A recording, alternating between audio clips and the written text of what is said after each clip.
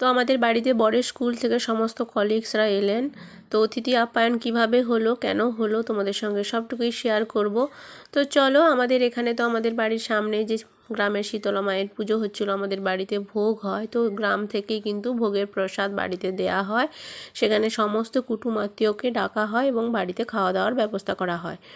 তো এই যে সকালে স্নান টান করে এই যে মাছ এনেছে 3 কেজি কি 4 কেজি মতো। আর এমনিতে আমাদের এদিকে প্রায় প্রত্যেকের ঘরে 40 জন 50 জন থেকে শুরু করে 70 80 100 জন মতো কুটুম আত্মীয় আসে ওই একদিনের একবেলার জন্য। কারণ শীতলা মায়ের ভোগ প্রসাদ এখানে প্রত্যেক গ্রামে গ্রামে এই সময়েই হয়ে থাকে, সেই মঙ্গলবার শনিবার করে। তো যাই হোক, আমি ওই মাছগুলোকে সব ভাজাভুজি করব, পাঁপড় ভাজবো। আর সেই গ্রাম থেকে মন্দির থেকে অনেকটা পরিমাণে ভোগের প্রসাদ দেবে, সেগুলো ধরতে যেতে হবে। তো ওই জন্য পাঁপড়গুলো আগে ভেজে নেব, তারপরে একটু অল্প করে আলু ভাজা করব, কারণ সেই গ্রাম থেকে একটু আলু ভাজা অল্প পরিমাণে দেয় আর কি, যেগুলো মানে 30 40 জন কুটুম আত্মীয় মিলে মানে কুলোবে না আর কি, সেই জন্য তো পাঁপড়গুলো একটু ভেজে নিচ্ছি। আর অন্যান্য বছরে কিন্তু আমাদের যেহেতু শ্বশুরমশাই ছিলেন, ওই জন্য আমাদের একটা মানে প্রজা হিসেবে ভোগ পেতাম। কিন্তু শ্বশুরমশাই গত হয়েছেন, ওই জন্য আমরা আমাদের এখানে যে আমার বর আর 2জন দেওর মিলে আছি 3 জন, তো এখানে 3জন প্রজা আমরা হয়েছি। সেই কারণে এবছর কিন্তু আমরা 3জনের বাড়িতে ভোগ পাবো। এবার একটা ভোগেই কিন্তু হয়ে যেত 40 50 জনের খাওয়া দাওয়া। এবার প্রত্যেকের বাড়িতে তো ভোগ ধরা হবে। এবার আমাদের ঘরে কুটুম আত্মীয় সবাই, ননদ তো সবার বাড়িতেই কারুর ঘরে খাবে, আমার 2জন জায়ের ঘরে আরও আছে রয়েছে, যাই হোক। তো এবার আমার বাবার বাড়ি থেকে আমার মা তো এসেছিলো ভোগ প্রসাদ হবে মানে খাওয়ার জন্য, অন্ন গ্রহণ করার জন্য। কিন্তু বৃষ্টির কারণে সেই ভোগ প্রসাদটা পিছিয়ে গেছে, সেই জন্য আমার মা বাড়ি চলে গেছে। তারপরে শিব চতুর্দশী পুজো ছিল।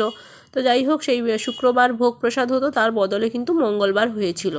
প্রায় আমি এখন ওই 30 পিস মাছ মতো ভাজা করছি, ভেজে নিচ্ছি। তারপরে বাড়িতে আমাদের কি করতে হয়, আমাদের বাড়িতে ভাত করতে হয়, আলু ভাজা অল্প করে করেছি, পাঁপড় ভাজা করেছি, আর মাছগুলো ভেজে মাছের একটু ঝাল করব। আর আমাদের মন্দির থেকে কিন্তু ভাতকে নিয়ে 8 পদের আরও মানে রান্না বান্না তরকারি সমেত প্রায় 30 40 জনের মতো রান্না বান্না দেবে। এদিকে আমি মাছ টাছ তো ভেজে নিচ্ছি। আর আমার ছেলে আর বর আবার স্কুলেও যাবে, ওরা স্কুল কামাই করবে না, দিয়ে টিফিনে আসবে। তো আমার শাশুড়ি মা এই যে এসছেন, একটু মানে ভোগ প্রসাদ কিন্তু এখানে 11টা থেকে দেওয়া শুরু করে দেয়। এবার গ্রামের কিন্তু 150 জন প্রজা রয়েছে, প্রত্যেককে লাইন ধরে বসবে, সমস্ত এই যে গামলাতে করে নতুন হাঁড়ি ছিল তাতে ডাল দেবে, সেগুলো করে নিয়ে যাচ্ছে। আর ওই দেখো গ্রামের প্রত্যেকটা মানে বাসিন্দা সবাই যাচ্ছে বালতিতে করে, তোমাদের পরে শেয়ার করব। এবার বারান্দাতে চেয়ার টেয়ার দিয়ে দিয়েছি। বাড়িতে আসবে কে, আমাদের তো কুটুমাত্মীয় নেই, বাবার বাড়ি তো কাঁথির দেশের, কুটুমাত্মীয় এত দূরে ভোগ প্রসাদ কেউ খেতে আসবে না। আমার বড় মার ঘরে জেঠুর বাড়ির 2জন দিদি, 2জন জেঠুর বাড়ি, বাবার বাড়ি সবাইকে ডেকেছি, কেউ আসবে না। তো কী আর করব, এখন আমার বরের স্কুলের কলিগসদের ডাকা হয়েছে। আর ননদের বাড়ি তো আসবে, কিন্তু ননদের বাড়িতে আমাদের ঘরেও খাবে, আমার আরও 2জন দেওরের বাড়িতেও খাওয়া দাওয়া করবে। তো যাই হোক, এখানে বড় একটা হাঁড়িতে ভাত বসিয়েছি, আর মাছগুলো ভাজা হয়ে গেছে, এখানে একটু ঝাল ঝাল করব। আর তো সব রান্না বান্না কমপ্লিট। রান্না বান্না বলতে ওই তো বললাম আলু ভাজা পাঁপড় ভাজা এগুলোই করতে হয়। প্রায় ওই তো স্যারেরা আসবে, আর এই বাড়ির কজন বড় ভাসুরের শ্বশুর বাড়ি থেকে আসবে। যাই হোক, বড় ভাসুরও তো আছে, মানে তার শ্বশুর বাড়িতেই আছেন আর কি। যাই হোক, ওখানে প্রায় আমাদের ওই 30 জনের মতো মাছের আমি রান্না করছি। এবার এবছর প্রথমবার আমার বড় স্কুল থেকে কলিগসরা আসবে, কতজন আসবে বুঝতেও পারছি না। এবার আমি ভাত গড়াতে পারবো না বড় হাঁড়িতে বলে আমার যাকে ডেকেছি, আমার যা ভাত গড়িয়ে দিচ্ছ, সেও যে যার ঘরের কিন্তু ভোগ প্রসাদ ধরতে হবে। আমার ঘরের ভোগ প্রসাদ এবার কে ধরতে যাবে বলো তো, আমার শাশুড়ি মাই তো গেল, তোমাদের সঙ্গে শেয়ার করলাম। তো সমস্ত কিছু রান্নাবান্না যেটুকু করার ছিল রান্নাবান্না কমপ্লিট করে নিয়েছি। আর আমার বাড়ির সামনেই তো ওই তো মন্দির রয়েছে, তো এই জন্য আমি একটু গিয়ে তোমাদের সঙ্গে সেই যে শেয়ার করব। আমিও তো দেখি না, মানে বাড়ি থেকে যেতে লজ্জা লাগে। যাই হোক, এই যে দেখো সবাই সবার ঘরে কলা পাতা টাতা নিয়ে, বড় বড় গামলা নিয়ে, হাঁড়ি নিয়ে, কড়া নিয়ে, কড়া বলছি বালতি টালতি নিয়ে বসে গেছে। অনেকটা ভোগ ধরতে হয়, তো 30 40 50 জনের মতো তরকারি দেয়। সবাই এরকম বসেছে লাইন ধরে ধরে, সবার প্রজাদের নাম ধরে ডাকবে, সবাইকে একে একে করে আলু ভাজা দেওয়া হবে, আবার শেষ হলে ডাল দেওয়া হবে, আবার শেষ হলে কুমড়োর তরকারি দেওয়া হবে, আলুর ঝোল, চাটনি, পায়েস সব রকম হবে। এবার রাস্তার সামনে বাড়ি, সমস্ত বাড়িতে কুটুমাত্মীয়রা চলে আসছে। প্রত্যেক কুটুমাত্মীয় মিলে 70-80 জন করে যে আসে, তোমাদের বললে বিশ্বাস করবে না। আমাদের ঘরে তো কুটুমাত্মীয় সেরকম কেউ নেই।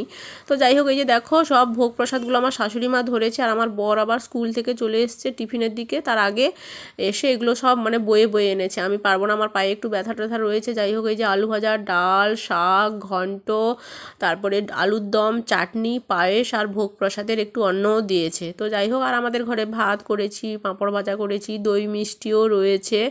এই যে দই মিষ্টি, কুটুমাত্মীয়রা তো মিষ্টি আনে, সেই থেকেই হয়ে যায়। আর মাছগুলো উপরে রেখেছি, নিচে রাখিনি, কারণ সেই কি বলে ওটাকে, শিব চতুর্দশী পুজোর আগের দিন ছিল, আমি উপোস করি, আগের দিন সেই নিরামিষ ভোগ প্রসাদটা খাবো। আর বড় ভাসুরও এসছেন শ্বশুরবাড়ি থেকে, আর ওনার শ্বশুরবাড়ি থেকেও তার যে যারা কুটুমাত্মীয়রা এসেছে। তারপরে টিফিনে 1:30টায় তো টিফিন হয়। আমার বরের স্কুল থেকে প্রায় ওই 20 জন মতো কলিগসরা এসেছে, এখানে বসেছে, আবার বারান্দাতেও বসানো হয়েছে।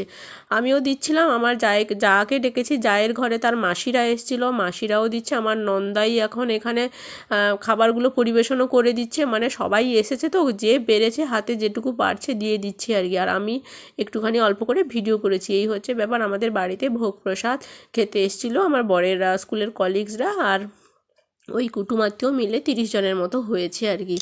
তো মানে চিন্তাতে ছিলাম, অতজন মানে হয় না, মানে যারা আসবে আমি ঠিকঠাকভাবে মানে পরিষেবা দিতে পারবো কি না। পায়ে তো এমনিতেও ব্যথা রয়েছে, জায়েদেরকেও বলেছিলাম। যাই হোক, সবার মানে হয়ে গেছে। শুধু এত কুমড়োর তরকারিটা এত বেশি পরিমাণে দেয়, তাও এখনও 25 জন মতো খাবে, আরও রয়েছে।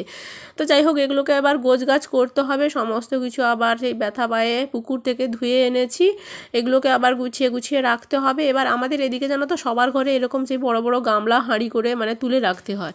তো সবাই চলে গেছে, এখন ওই তো 3:40 মতো বাজে। তারপরে আবার ঘরে ঝাড়ু টাড়ু দিয়ে, যেগুলো বেশি হয়েছে অল্প অল্প করে এগুলো এখানে রয়েছে, প্লাস বাকিটা ফ্রিজে রাখতে হবে। ওই যে কুমড়ো তরকারি দেখো কতটা বেশি হয়েছে, আরও এখন 20 জন মতো খাবে, বোঝা যাচ্ছে না, গামলাতে অনেকটাই পরিমাণে রয়েছে। তো এই হচ্ছে ব্যাপার। প্রত্যেকের বাড়িতে কিন্তু কুটুমাত্মীয় মিলে সেই এতজন করে আসে সবাই। এবার আমরা যেরকম আমাদের ঘরে আসছে, আমাদের এদিকে প্রত্যেক গ্রামে হয়, তো সবার বাড়িতে আমরাও যাই। এই হচ্ছে ব্যাপার। তো চলো, সবাই ভালো থেকো, সুস্থ থেকো।